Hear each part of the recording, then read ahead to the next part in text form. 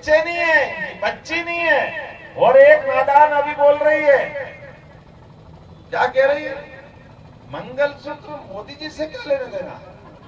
अच्छा, तुम्हारी शादी कहाँ हुई? तुम्हारी शादी तो क्रिश्चियन क्या हुई? चलो, हमारे तो प्रधानमंत्री की शादी भी नहीं हुई।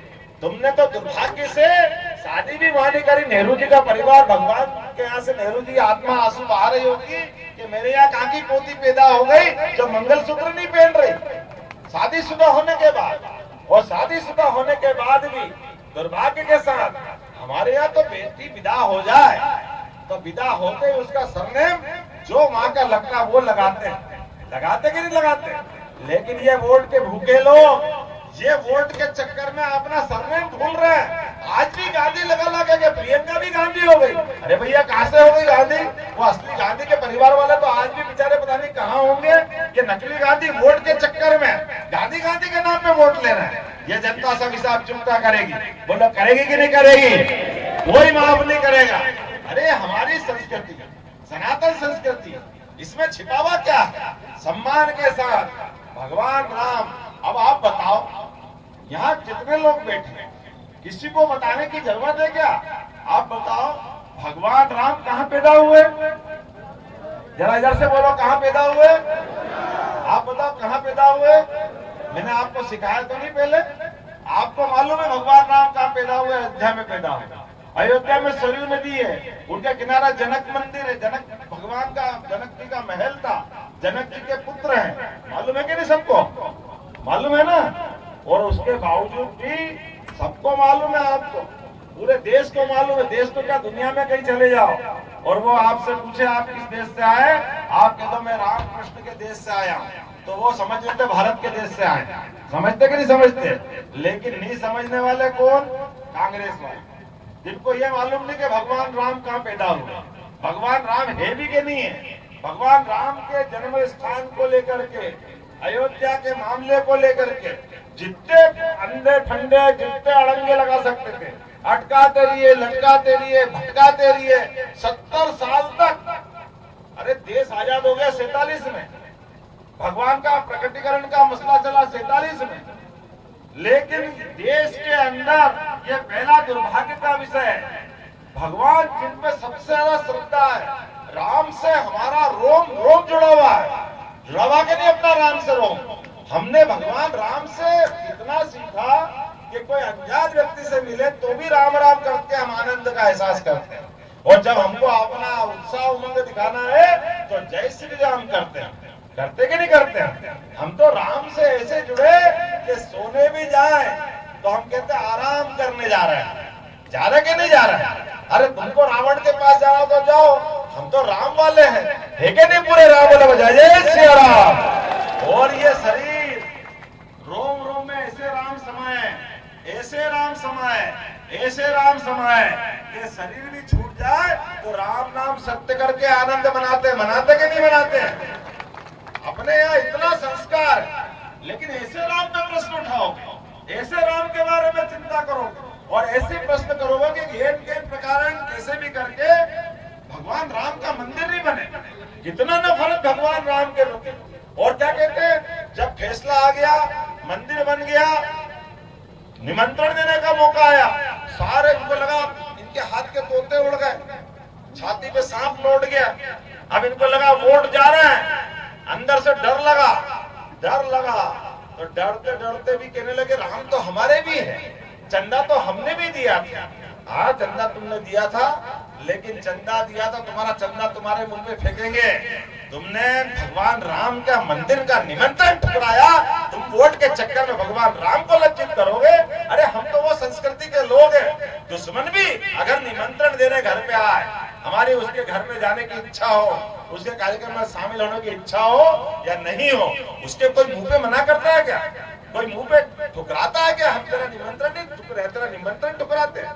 ये इतने अहंकारी हो गए, इतने घमंड हो गए। ये भगवान राम के जमाने के रावण को याद कर लो, ये रावण से ज्यादा घमंडी हो गए, इतने अहंकारी हो गए। अरे उसका घमंड नहीं चला तो तुम्हारा घमंड भी नहीं चलने वाला, मैं गारंटी लिख के दे सकता। पूरा देश जानता है, जहाँ आपने भगवान राम का निमंत्रण ठुकराया, जनता आपको ऐसा ठुकराएगी क्या आपको 7 तारीख के दिन मालूम पड़ेगा? बोलो पड़ेगा कि नहीं पड़ेगा? जनता ठुकराएगी कि नहीं ठुकराएगी? और आप तो भगवान राम का आनंद आया, पहला वोट दिया आपने देश से आतंकवाद समाप्त करने का, पाकिस्तान को ठिकाने लगाने का। बहुत आतंकवादी घटना करता था, पूरे देश में बम फटाके फोड़ता था, फोड़ता कि नहीं फोड़ता था? कितने लोग परेशान होते थे, उनको वो भूल गया। 14 में सरकार बदल गई है, वो गए साहब जिनकी आवाज नहीं निकलती थी माइक पे, वो कांग्रेस की सरकार के मुखिया मनमोहन सिंह चले गए, भूल गया, भूल से बालाकोट में घटना कर दी, हमारे वीर बहादुर जवान सोते हुए पे हमला कर दिया, उनके प्राण ले लिए। लेकिन ये मैंने कहा कि जैसे गुना में घटना हुई, ये हुई घटना थी, घटना घट गई। और घटना के बाद सरकार की चेतना किसके पास? माननीय मोदी जी आए, सबके बीच आए, डंके की चोट आए, और उन्होंने कहा बहुत बड़ी गलती कर दी पाकिस्तान ने, इसकी कीमत चुकाना पड़ेगी। और शब्दों का वजन, बोलने की भाषा का वजन, और उस आधार पे हमने देखा 10 दिन के अंदर उसको घर में घुस के उनके सारे आतंकवादियों को ठिकाना लगा दिया। ये सरकार हमारी पहला वोट वसूलती है। जो पहला वोट आपने 2014 में दिया था, ये पहला वोट लोकतंत्र की सच्चे अर्थों में दुनिया के सामने इज्जत बढ़ाने वाला वोट था। और दूसरा वोट आपने दिया धर्म संस्कार संस्कृति के लिए। कोविड के समय आपके माध्यम से, जैसे अभी मैंने कहा, भगवान राम के मुकदमे का फैसला भी इनके वकील तो अटकाते रहिए, लटकाते रहिए 70 साल तक, लेकिन 5 साल में 19 में आपने वोट दिया, 19 के वोट के आधार पर 5 साल में फैसला भी हो गया, मंदिर का भूमि पूजन भी हो गया। और भगवान 70 साल तक इंतजार में थे कि मैं गर्भगृह में जाऊं, और भगवान 22 जनवरी को मुस्कुराए कि नहीं मुस्कुराए? बोला जय जय सिया राम। आप बताओ, ये जनता भूलती है क्या? और ये तो भगवान राम को भी नहीं भूलेगी। और अब तो और आगे वाली बात, भगवान लक्ष्मण जी कभी हनुमान जी को भूल सकते हैं क्या? भूल सकते हैं क्या?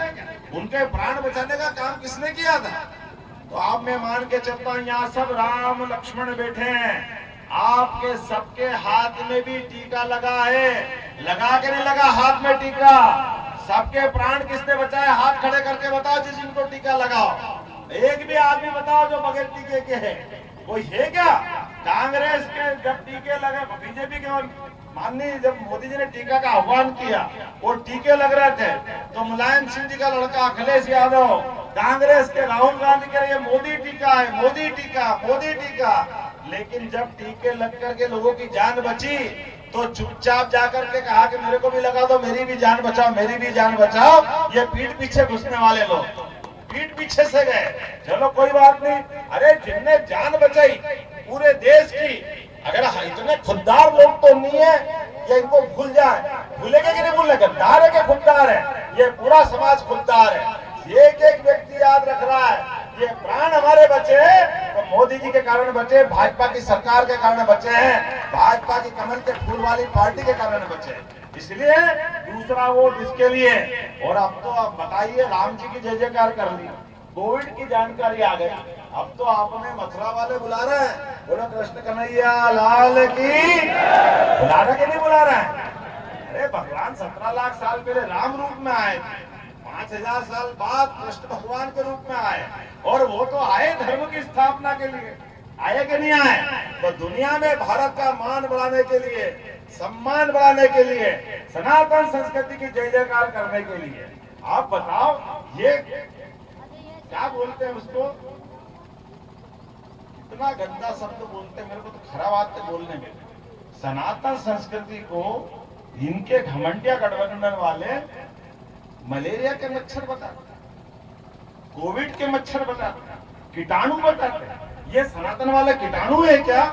आप में से कोई इस भाव को पसंद करेगा क्या? हमको गाली भी दोगे और हमसे वोट लोगे, कितना दुर्भाग्य की बात है। मुझे तो इस बात की प्रसन्नता है, हम में से सारे, मैं भी किसान परिवार से आता हूँ, गरीब परिवार से आता हूँ। ये केवल भाजपा है जिसने जीवन भर लोकतंत्र की दुहाई के लिए बड़ी से बड़ी कठिनाई में भी हर गरीब आदमी का मौका दिया। पहले नरेंद्र मोदी जी के लिए जोरदार ताली बजाओ, एक गरीब परिवार को देश का प्रधानमंत्री बनाया, हमें इस बात का गर्व है। और दूसरा, मुझे खुद को मुख्यमंत्री बनाया, मैं आपका आभार मानता हूं। कभी गरीब परिवार से कोई बना है क्या? मेरे परिवार में कोई सांसद नहीं, कोई विधायक नहीं, कोई चुनाव नहीं लड़ा, कोई मंत्री नहीं बना। लेकिन लोकतंत्र का मतलब ही है, चंद्रशेखर आजाद से लेकर भगत सिंह तक सबने लोकतंत्र की स्थापना की लड़ाई लड़ी। बोले लड़ाई की लड़ी की नहीं लड़ी। इस लोकतंत्र को अंग्रेजों से आजाद कराया और अंग्रेजों से आजाद करा करके लगातार देश आगे बढ़ाने के लिए ये सशक्त हाथों में मोदी जी को दिया। आप बताओ, भगवान कृष्ण के माध्यम से हम तो सभी कोई वंश की बात क्या करें, लेकिन कुल मिलाकर के हम अपने वंश में जब जुड़ेंगे तो कृष्ण के सारे वंश हुए कि नहीं हुए? जो गाय पाले वो सब गोपाल, और जो कृष्ण को माने वो गोपाल कृष्ण। जोरदार ताली बजाओ गोपाल कृष्ण भगवान की। तो अब आने वाले समय में अपने गोपाल कृष्ण मुस्कुराना चाहिए कि नहीं मुस्कुराना चाहिए?